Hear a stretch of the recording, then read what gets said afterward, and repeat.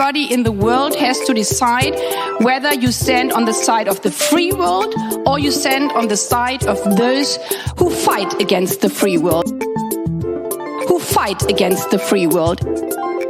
And we are standing here on the side of the free world. This is a moment of truth.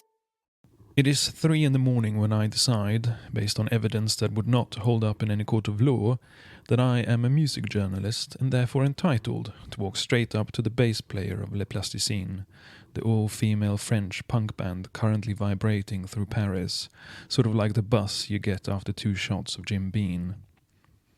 Months earlier I'd seen her on the cover of a French rock magazine, arm in arm with Iggy Pop, which I guess had seemed a bit like a blessing from the Pope himself. And now she's here, breathing the same smoky air as I am, and this seems like destiny, or chemical imbalance, or maybe both. I introduce myself, confidently and without paperwork, as a Swedish freelance journalist, and then I ask for an interview.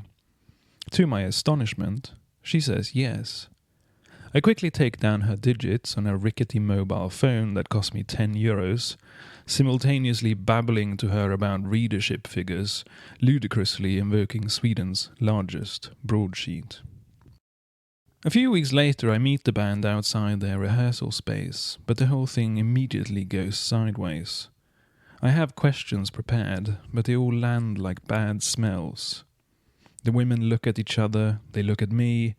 Something is wrong and everyone knows it, though no one will say quite what. Their answers come out clipped and defensive, as if they are humouring a child who wandered into the building wearing a press badge made of cardboard. I'm recording everything on a cheap MP3 player that has all the sensitivity of a brick. Voices overlap as traffic roars, and somewhere below all that noise, any meaning disappears. Back home in my shoebox apartment, I reconstruct the interview from memory and vibes. The result is a corpse of an article, a highly generic take on what it may or may not mean for women to play punk rock more than 30 years after punk rock was cool. I post it to my blog, where it joins my other unread articles, and then I email it to a newspaper I know will almost certainly never respond. This feels like journalism at the time.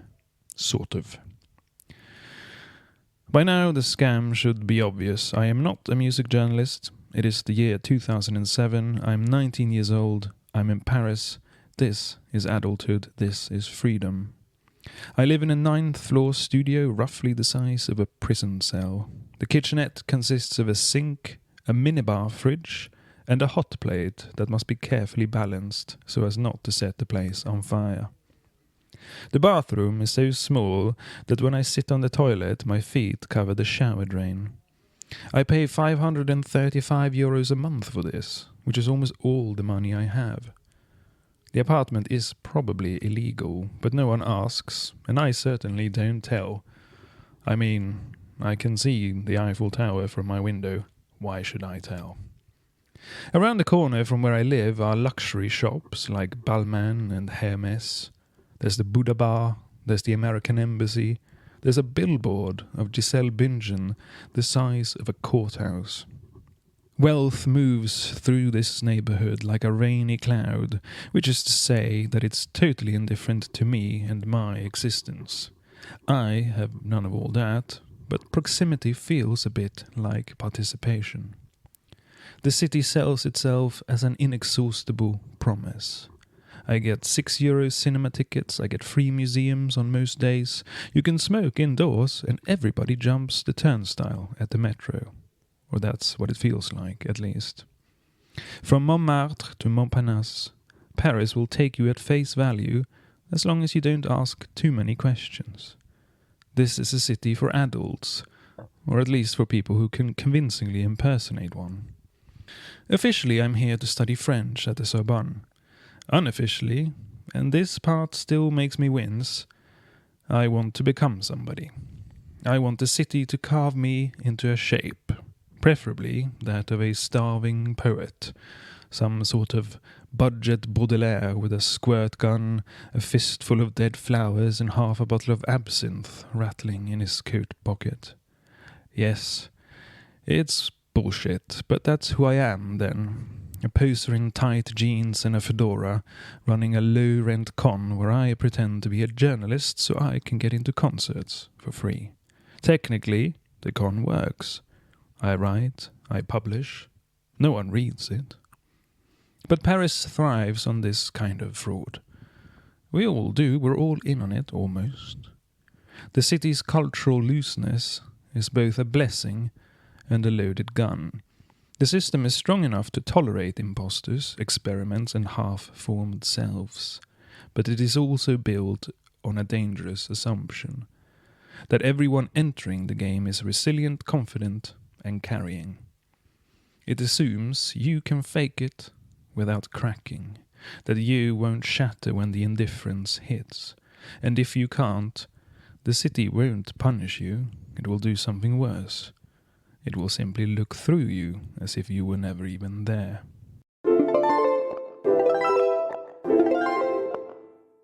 Lately, I've been somewhat haunted by the year 2007, the year before the financial crash. I consider it the last clean inhale before the long suffocation began. At the time it felt like nothing at all, it was just normal life. But in retrospect it feels like the final year of the world I was raised to believe in. The 1990s had never really ended. Francis Fukuyama's end of history had not so much arrived, as it had quietly installed itself as background music. The deal was simple. Work hard, behave, and then go collect the rewards in the form of jobs, homes, holidays and stability. History was not only on our side, it was cheering us on. Economically, it was a casino, fueled by cheap credit and an unwillingness to learn from our mistakes. Household debt ballooned, wages stalled, but few seemed to really care or notice. Culturally, it was a whirlwind of immediacy, of everything right now.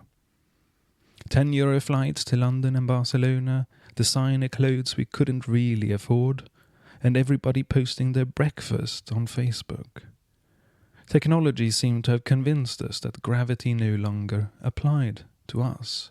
We were all sort of like the roadrunner just before he looks down. We had the first iPhone, we had intercontinental Skype calls at 1 a.m, we had the Kardashians, we had Pete Doherty bleeding into tabloids, Amy Winehouse combusting in real time. Everyone could be an expat or a creator or a brand. Fame was no longer a proper destination, it was just a given. The only thing slowing us down was that everybody was sort of going there at the same time. This was the same logic driving the financial system. Surface credibility was mistaken for substance when mortgage sludge was wrapped in complexity and stamped AAA by people who knew better. The assumption, I guess, as with everything else, was that the system would absorb the damage, that someone richer would quietly eat the loss. But when the bill came due, it wasn't the rich who paid, it was the rest of us. It was you and me. After 2008, the mood curdled. Stability became a scarcity good. Jobs vanished. Housing turned somewhat feral, depending on where you lived. Young people were basically told to wait it out and to go stack degrees on a garage shelf next to the emergency survival kit. It would, we all thought, eventually come good again. But instead we got internships masquerading as opportunities, temporary contracts dressed up as flexibility, adulthood indefinitely postponed. And as this was all playing out across Europe, the far right crawled out of the basement and began selling borders and stories of betrayal to people drowning in insecurity. Openness was recast as theft, migration as cheating, culture as a rigged game. And looking back, it's easy to see how much of it was already there in 2007, in the confidence, the posing, the collective agreement not to look too closely. We were all playing the journalist, in a way. We just didn't know how expensive the mistake was going to be.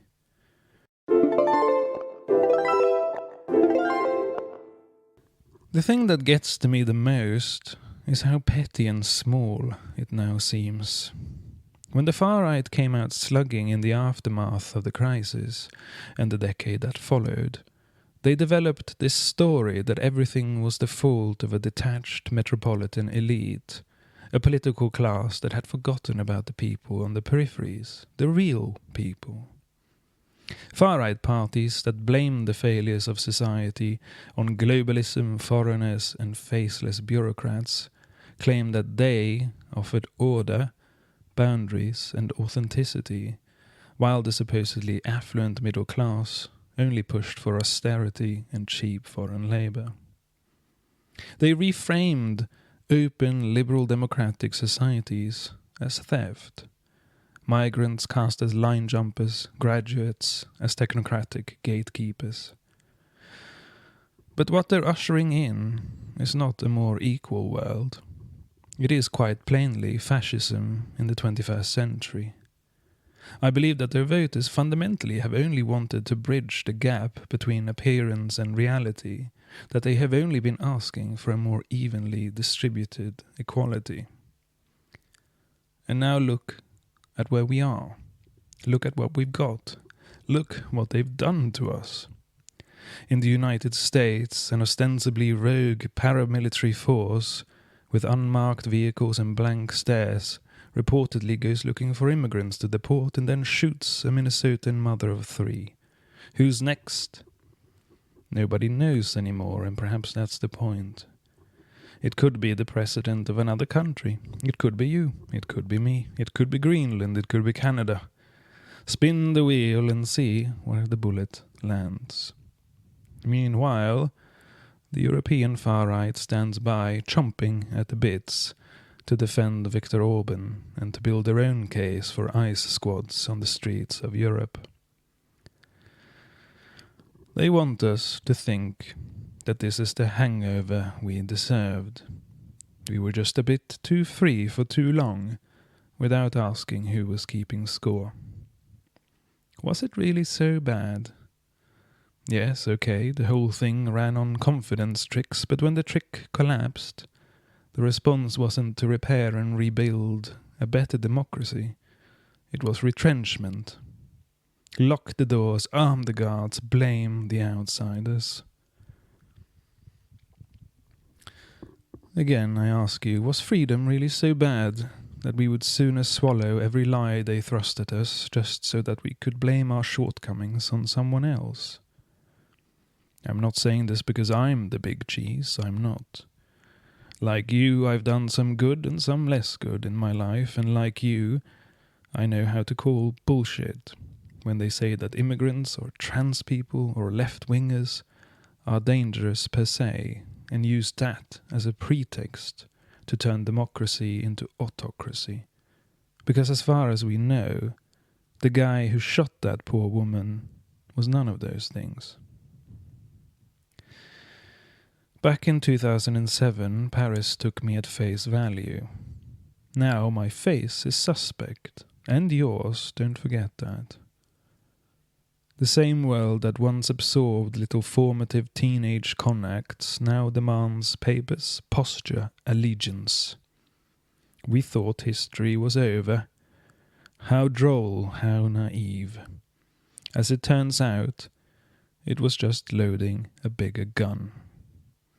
And if you voted for these people, intentionally or otherwise, you already know the justification you gave yourself. Is this really what you wanted? If it's not, then can I please suggest that you let them know, while you still can.